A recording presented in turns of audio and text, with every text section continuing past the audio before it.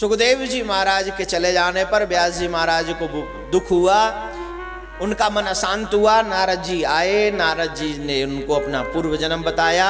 पूर्व जन्म में वो दासी के पुत्र थे नारद जी महाराज। नारद जी महाराज दासी के पुत्र थे, लेकिन बचपन में ही उनको संतों का संग मिला। किसका संग मिला? जोर से बोली। क्षण संगेन साधुसु, हमारे जीवन की धारा बदल सकते हैं अगर हमें संतों का संग मिल जाए तो बिल्कुल बदल जाएगा। और बदल दिया।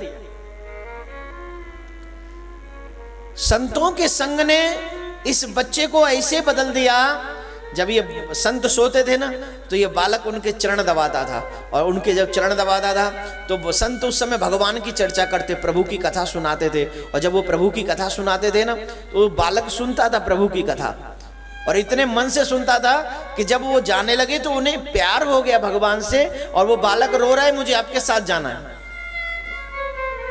बहुत से लोग कहते हैं हमने कथाएं बहुत सुनी हैं, अब क्या सुनना। जो ये कहे ना कि मैंने बहुत कथाएं सुनी हैं, अब क्या सुनना, समझना उसने कथाएं तो बहुत सुनी हैं, लेकिन कथा कैसे सुनी जाती है वो नहीं जानता, और कथा का असर आज तक उस पर हुआ नहीं, क्योंकि वो जानता है कि कथाएं मैंने बहुत सुनी हैं। कथा सुनने वाला रुकता नहीं है, और मुहुरहो रसिका भुवि भावुका। मुहुरहो इंग्लिश में एक वर्ड है मोर, उसका मीनिंग क्या है? इंग्लिश और संस्कृत कितनी सिमिलर है। मुहुरहो वंस मोर, मोर मोर, मुहुरहो रसिका। इंग्लिश में जो कहते हैं ना मोर मोर मीन्स बहुत बहुत और चाहिए, गिव मी मोर। भगवान की कथा only not once more. Bhagavat में कहा गया है मुहुरहो रसिका भुवि भावुकाः। जब भी जीवन में मौका मिले भगवान की कथा सुनने का, तब उस कथा में पहुंचकर अपनी प्यास बढ़ानी चाहिए, घटानी नहीं चाहिए। दुनिया की प्यास ऐसी होती है जो जिसकी प्यास हो वो मिल जाए तो वो तृप्त हो जाती है, लेकिन भगवान की भागवत कथा श्रवण करने की प्यास ऐसी है जिसको जितनी बार श्रवण करोगे उतनी और बढ़ जाती है, और बढ़ जाती है, और बढ़ जाती है। और जब और बढ़े ना तो समझना कि भागवत अपना असर कर रहा है। हमारा मन उस लायक है, भगवान हमारे ऊपर कृपा करे।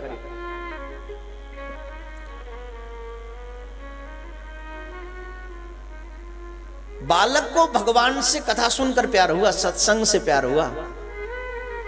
कुछ समय बाद वो छोड़ के जाना चाहता है, मुझे नहीं रहना, लेकिन माँ की सेवा के लिए फिर वो ही बालक पूर्व जन्म बाद में अगले जन्म में नारद के रूप से जाने जाते हैं। नारद जी कहते हैं आप भागवत का ग्रंथ लिखिए, उसमें भगवान श्री कृष्ण के बाल चरित्रों का वर्णन करिए। महाभारत हमारे और आपके जीवन में, सबके जीवन में महाभारत चल रहा है। वहां कुरुक्षेत्र में लड़ाई हो रही थी, यहां जीवन के क्षेत्र में लड़ाई हो रही। वहां दुर्योधन और धर्मराज है, यहां भैया है, मित्र है, ये हैं, वो हैं, सब है। दो,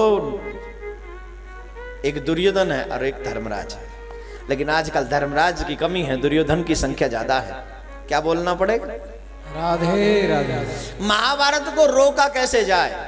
हमारे घर में महाभारत न हो इसके लिए कोई उपाय? कौन कौन सुनना चाहता है? कई लोग तो ऐसे हैं, हम नहीं चाहते महाराज, हम तो उनमें से हैं दुर्योधन की तरह, बिना युद्धेन केशव, सुई की नोक के बराबर जमीन नहीं दूंगा जब तक युद्ध नहीं कर लूंगा। कौन कौन चाहता है घर में शांति हो? हाथ उठाइए। क्या बात है, सभी चाहते हैं शांति हो। उपाय बता दूं? छोटा सा उपाय बताऊं? सबसे पहले अपनी जिह्वा पर कंट्रोल हो, हम किसी से कड़वा न बोलें। दूसरे, हमारे मन पर हमारा कंट्रोल हो, लालच ज्यादा न बढ़े। तीसरे, हमारे दृष्टिपात में कंट्रोल हो, हमारी दृष्टि अधिक लालची न हो जाए। अगर 3 चीजों पर कंट्रोल हो जाए तो मैं गारंटी से कहता हूं हमारे घर में महाभारत नहीं होगा, नहीं होगा, नहीं होगा। हमारे घर में महाभारत इसलिए होता है क्योंकि हमें जुबान पर हमारी पे कंट्रोल नहीं है। हमारे बड़ों ने अगर हमसे एक बात कही तो हम 2 बात बोलने के लिए तैयार बैठे। हमारे बड़ों ने कहा था ये एक शब्द, हमने कहा 2।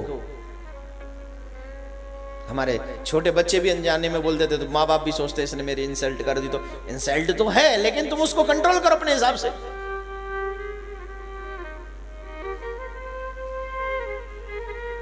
महाभारत का युद्ध भी जुबान के ऊपर हुआ। द्रौपदी ने कटु शब्द कह दिया दुर्योधन के, तेरे बाप भी अंधा है और तू भी अंधा है। वेद सूत्र कहते हैं, ऐसा वेद में लिखा है, सत्यम ब्रुवात प्रियम ब्रुवात, सत्य बोलो प्रिय सत्य बोलो, असत्य मत बोलो। जो कड़वा सत्य हो ना, हो सके वो बोलो ही मत। कई लोग बोलते मैं तो जिंदगी में झूठ बोला ही नहीं साहब, मेरे तो सच बोलूंगा। अरे किसी की जान जा रही है, तू सच बोल रही है, तेरा पाप हो जाएगा। हरिश्चंद्र, तेरे एक सत्य की वजह से किसी की जान चली गई तो वो पुण्य है कि पाप है? क्या है वो, बोलिए। तो मेरे हरिश्चंद्र के छोटे बच्चे, मेरे नन्हे मुन्ने लाल गोपाल हरिश्चंद्र की औलाद, सत्य बोलना है, कौन सा नहीं बोलना है, ये भी सोचना चाहिए।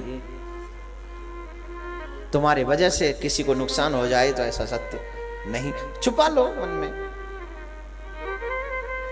यही है, प्रिय बोलो, ऐसा प्रिय बोलो, ऐसी वाणी बोलिए मन का पाखोई, औरन को शीतल करे आप शीतल हो। औरों को भी ठंडा कर दे और तू भी ठंडा रहे। तेरे मुख में मिश्री घुले, तू जब बोले तो लोग तुझे सुनने आ जाए। जो तेरे घर परिवार में कोई शांत रहता ना, तो वो उसको इतना बिलीव हो जाए, चल तेरे पास बैठते हैं, तू कुछ अच्छा बोलेगा तो उसको शांति मिल जाएगी। इतना मीठा बोल, इतना मीठा। दुर्योधन के मन में लालच है और द्रौपदी ने कड़वा शब्द ऐसा कह दिया, कड़वा शब्दों का प्रयोग कर दिया, जिसकी वजह से महाभारत का युद्ध हुआ। और महाभारत तो महाभारत है मेरे भाई बहन, किसी को छोड़ता नहीं। युद्ध तो सिर्फ विनाश करता है, सिर्फ विनाश करता है। महाभारत का युद्ध हुआ और उस महाभारत के युद्ध में एक सबसे बड़ी बात क्या हुई, एक तरफ 5 हैं और एक तरफ 100 हैं। 100 के 100 समाप्त हो गए, 5 में से एक भी नहीं गया, 5 के 5 सुरक्षित हैं। क्यों? सत्यमेव पढ़ते हो, लिखा है, क्या है? सत्यमेव, जिधर सत्य है वहां कृष्ण है, जहां कृष्ण है वहां विजय है। असत्यवादी हार जाता है, चाहे दुर्योधन की तरह सेना कितनी भी बड़ी हो। सत्य पर चलने वाले जीत जाते हैं। मैं हमेशा कहता हूं कथा में, सत्य पर चलने वाला थोड़ी देर के लिए परेशान तो होता है, पराजित नहीं होता। तो जब परेशान होने लगो तो सत्य छोड़ना नहीं मेरे भाई बहन। कई लोग तो कहते हैं जब से सत्य पे चले मुसीबतों का पहाड़ आ गया, हम तो नहीं चलते। ये सत्य कहां है? तू तो पहले ही कमजोर है। सत्य पर चलने वाला परेशान तो होगा, पराजित नहीं होगा। इसलिए आप सबसे विनम्र विनम्र प्रार्थना है मेरी कि आप लोग सत्य पर जब चले तो परेशान तो होगे, हारना नहीं, मन को स्ट्रांग रखना, क्योंकि कृष्ण की तरह, अर्जुन की तरह कृष्ण तुम्हारे साथ में।